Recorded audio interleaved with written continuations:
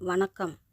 சுகமான ராகங்கள் நிகழ்ச்சியை சிறப்பித்து கொண்டிருக்கும் மலர்விழி சகோதரி அவர்களுக்கும் நேயர்களுக்கும் இனிய நண்பகல் வணக்கங்களும் வாழ்த்துக்களும்.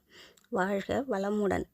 கதை நேரத்தில் வருவது வைத்தீஸ்வரன் கோயில் தமிழ் தாமரை செல்வி. இன்று மே தினம். அனைவருக்கும் உழைப்பாளர் தின நல்வாழ்த்துக்கள்.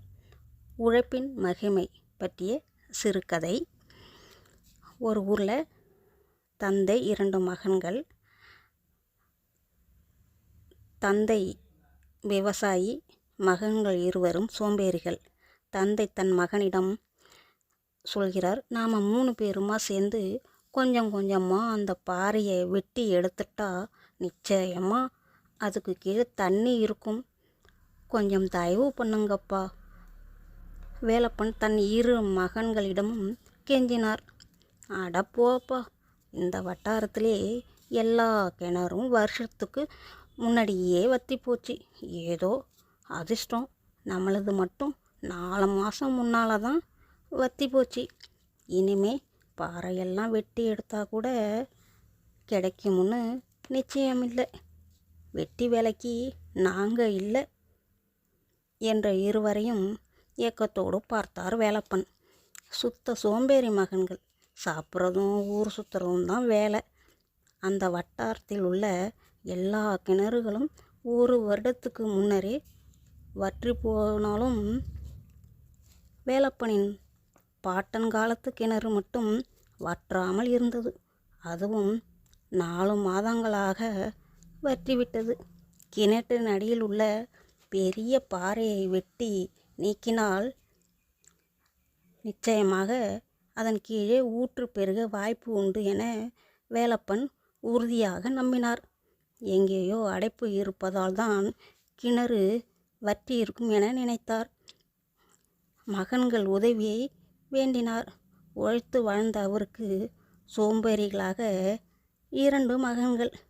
நிலம் காய்ந்து கிடப்பதை கண்ட அவர் மனம் இரத்த கண்ணீர் சிந்தியது. அவர் ஒரு முடிவுக்கு வந்தார். ஒரு கடப்பாரை, மண்வெட்டி, கூடையுடன் கிணற்றுக்குள் இறங்கி தனியாளாக தினமும் சிறிது சிறிதாக பாறையை வெட்டி நீக்க ஆரம்பித்தார். விடிய காலை இறங்குபவர் அந்தி மாலை வரை உழைத்தார். அவரது மகன்களும், ஏன் சில அயல் நிலத்துக்காரர்கள் கூட அவரை ஏளனமாக பார்த்தபடி,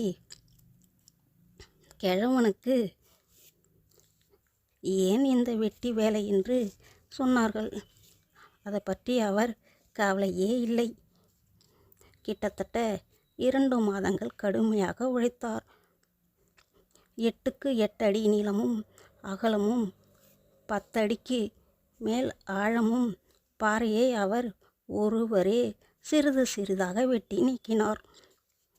ஒரு நாள் ஒரு மூலையில் ஈரப்பதம் கண்டவுடன் அந்த இடத்தில் கடற்பாறையால் தன் வலிமை முழுவதையும் அந்த இடத்திலிருந்து ஒரு பெரிய ஊற்று உடைப்பெடுத்து பெருகி தண்ணீர் மிக வேகத்துடன் பீச்சி அடித்ததும் அவர் அடைந்த மகிழ்ச்சிக்கு எல்லையே இல்லை. ஊற்றின் கண் மிக பெரியதாக இருந்ததால் வெகு வேகமாக அந்த கிணற்றின் மேல் விளிம்பு வரை நீர் உயர்ந்தது. நிறைந்து வெளியே வழியவும் ஆரம்பித்தது.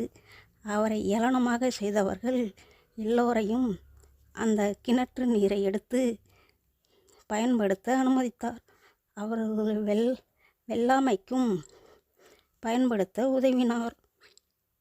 அவரது தனி மனித பேருழைப்பின் சாதனையால் அந்த வறண்ட வட்டாரம் செழிக்க ஆரம்பித்ததை அறிந்த மாவட்ட ஆணையர் நேரில் வந்து வேலப்பனை பாராட்டி 50,000 ரூபாய் ரொக்க பரிசையும் அளித்தார். மேலும் ஒரு பெரிய குடிநீர் தொட்டியையும் அமைத்து குடிநீர் குழாய்களின் வசதிக்கும் வேலப்பனின் உழைப்புக்கும் பெரும் ஊதியமும் கிடைத்தது. பெரும் புகழும் கிடைத்தது. ஊருக்கு நன்மையையும் கிடைத்தது.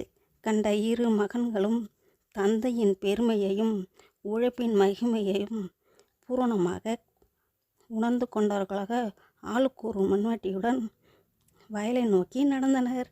நன்றி, வணக்கம்.